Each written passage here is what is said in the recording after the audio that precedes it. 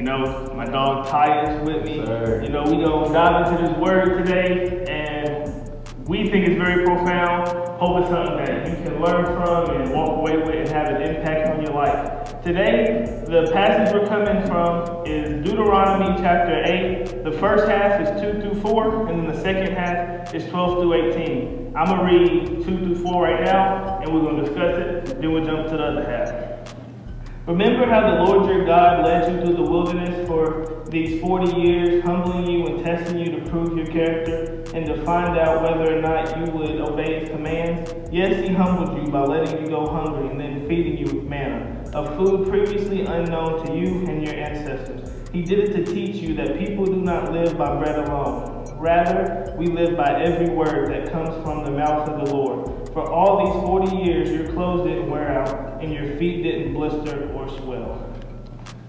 Man, there's a lot in there. A lot in there. So basically where we're at right now, they're at the land of Canaan, right? So the land that was promised to them way back when, Abraham, all of them, the land of milk and honey, the land of abundance, the land they've been waiting for. So they're at the land. And Moses is giving them a sermon telling them, like, man, basically, like, don't forget where God brought us from, all the things he did for us, all the things that he brought us through. Don't forget that when we get in here, basically. So just so you have a quick grasp of everything they did go through, we're going to take it back all the way to Egypt when they was captive by the Pharaoh. And Moses was called to free the people from Egypt, and he did. God used him to bring through all the plagues and all that, this, that, and the other. And finally got the people out of there, forced the Pharaoh to give them up. Started a 40-year journey. 40 years, man. That's 40 years, boy. 40 we can't wait a week, 2 weeks. We can't even wait 2-3 hours for stuff. A 40-year journey, bro. 40-year journey, just walking. He had no cars, nothing. Just a 40-year journey. So boom, they're in this journey, and I'm not gonna tell you everything that God put them through, but just for a couple examples, so boom, God brings them to this place, and they get hungry. And classic Israelites, you know how they go. So God brings them out of captivity, uses Moses to split the Red Sea, brings it back down to the Egyptians. So now they get hungry, and now they're, why did y'all bring us out? You should just left us. Y'all brought us out here to die. At least they was feeding us in Egypt. They was feeding us, but man, that's so crazy to think. But they would want to go back into captivity. But so boom, so God feeds them manna, which is a food that, like I said in the scripture, that nobody's ever seen before. It just rained down food. That's so crazy. So like, they was hungry, and God rained down food, literally rained down food. And still after that, they come to another place and they don't have nothing to drink. And still again, like, why y'all bring us out here? Where's God? He's not with us. Like, he just did all of this. So he gets Moses and he gets his staff and tells him, strike this rock. And he strikes the rock and water gushes out. Water gushes out of a rock. Like, man, this is like all of these miracles he's doing for them. But still, it's still not easy. All these miracles, but it's still a tough 40-year journey. And throughout the whole journey, God is molding them and changing them and testing their faith and making sure that they'll obey his commandments and making sure they'll be the people that they need to be to get into the land that they need to be in. And all the things that he takes from them and is forcing them to rely on him. Like, they cannot rely on their own understandings or rely on themselves. They have to rely on God. And he still does it to us in like today's time. Like, he'll take things from you and it's like you feel like, like just like they would, like, why are you doing this to me? Why are you doing this? But sometimes he does it to force you to rely on him. Like, he'll take you out of your comfortability, he'll take people out of your lives, he'll take away anything that you put before him, take you out of situations. But doing those things, they'll force you to truly rely on God. And it takes me to another point that I came across, and it said, don't take sinful indirect courses to supply your own necessities, for God will supply those things. It's like, yeah, that's deep right there.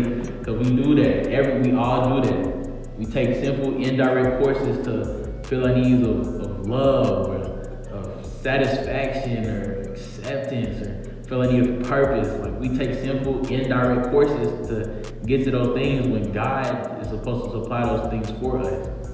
And they're cheap knockoffs to basically of what the real thing of what God can give us. Like the simple, indirect courses are nothing compared to the fullness that He can fill in you.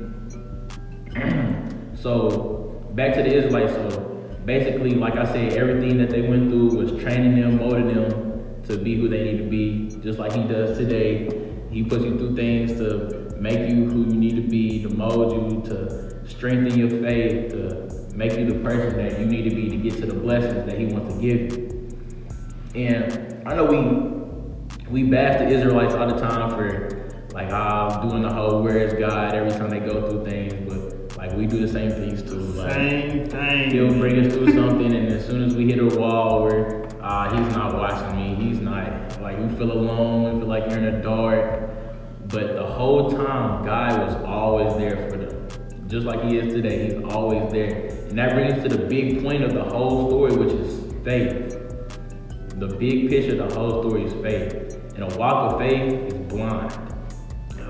And that's scary to think so, but a walk of faith is blind. You don't see nothing. Like you just gotta really trust on God. I know with that manna point you brought up, like He told them not to try to pick up more than what they need for today, because if they put it in their pockets or they try to put some in for tomorrow, it's going to ruin. But He will send some home, but He will send some more in the morning for the next day. But you know, people not having the faith that you talked about, they were still getting eggs for the day. And also, well, if He don't come through, I'm going to have these for tomorrow, and they'll be spoiled. And it's like, we got to get that out of our system. Like, God's going to do what God said He going to do. It's just about us having faith in Him, you know?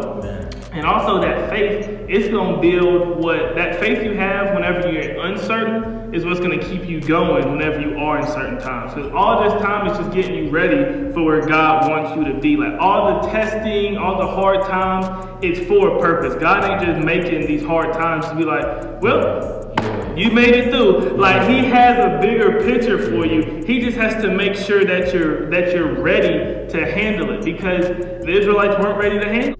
As soon as there's an inconvenience, you know, they start looking at God and being like, God, why are you doing this? But it's like, man, God knows what He's doing. He's the one that created the puzzle, and we're the pieces. So we can't tell Him where we're supposed to be, you know. And just hearing that makes me want to jump into our next the next passage, and it's verses 12 through 18. I'm gonna read that real quick. For when you have become full and prosperous, and have built fine homes to live in, and when your flocks and herds have become very large, and your silver and gold have multiplied along with everything else, be careful.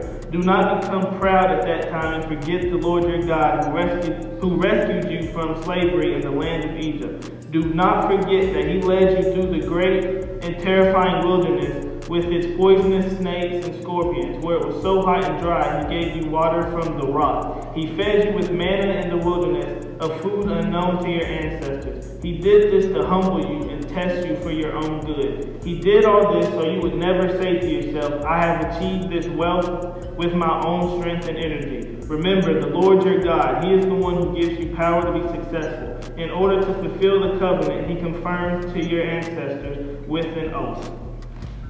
Woo! Because man, you hit on all the good parts of when you're in the wilderness and the journey to the promised land. And it's like you cannot forget those things, because the moment you forget the journey is the moment that you were thinking, it's all me. I'm the one who made all this happen. I'm the one who did all this. And once you forget God and you start thinking it's all about you, you're in a very scary place, because God don't like it. God doesn't like it. He says, don't put nothing above Him. So if He gives you something and you don't give Him no credit and you're saying it's all you, oh yeah, that's you putting it before Him. And God don't play like that. So just as fast as He can give it to you, He can take it away. And that's when you hear all the stories of the people that reach high heights that come crumbling down, because they forget who gave them that power in the first place. You know what I'm saying? Like, us as humans can't do nothing on our own. Like I've been saying the past couple episodes, man, we are just puzzle pieces on what Christ wants us to do, you know? So whenever we're going through the wilderness and the tough times, we got to remember, like, God has a bigger plan for us to look forward. And then once we get to the forward place, we gotta be looking back like, man, don't let my pride get ahead of me, because I wouldn't have been here if God ain't provide the manna, if God ain't bring me the water out the rock. And then things like today, man, if God just ain't do everything that he's done in our life, because we can all look back when we just really sitting there and like thinking about things that have happened in our life and be like, man, there's no way I should have been okay with, I should have got away from that, but God got me. You know what I'm saying? Like, that's really what it comes down to, is that God has a purpose for us. And as long as we just stay in his presence and understand that everything we have is because of him, little or small, little or large, like everything in between, everything belongs to him, then we can really prosper with what he has for us, you know? We really got to praise him at the lows and the highs. That's really important, because like you said, when you make it to your land of Canaan, like, are you going to turn your back on him, or are you going to praise him and thank him for bringing you to where you at, right? And I came across something that said, what sense does it make to be worse to God the better he is to you? Man, and I was like, man, that's deep, because we do that. Like, sometimes the better he is to us, the more blessings he gives us, the worse we are. Like, we start thinking like, man, yeah, we got this. Like, yup, like you said, we tag each other, like, man, I did this. But it wasn't us the whole time, it was him. And we can notice that in our prayer life too, because when things are going down bad, we are on our knees, God, please get us from this. God, please take this away from me. But the moment we're in good, it's like, shoot, got it. I'm good now. Yep. Now I'm not praying as much as I was. I'm not doing none of that because I'm good. My life, I'm paying all my bills. I'm enjoying life with my friends. I got everything I could want on earth. So it's like, what do I need to pray for? And we gotta change that. We gotta pray even more when we get to God, please keep me humble. Please keep me at your feet so none of this stuff gets my mind off track. You're the important one. You're the person that gave me everything. Like, this is all from you. And once we really can start living a life that has with that mentality, that's when God can be like, oh yeah, he's ready. Give him this, give him that, give him that. Because he knows it's not going to reflect back on you. It's going to reflect on him. And everything that you get is just more to him, you know? And that's what we all got to get in life. That's what we all got to get, man.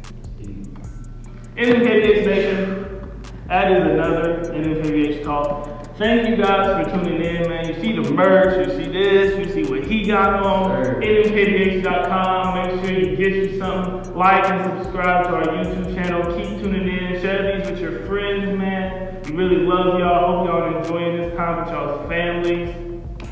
We love y'all. NMKBH, out.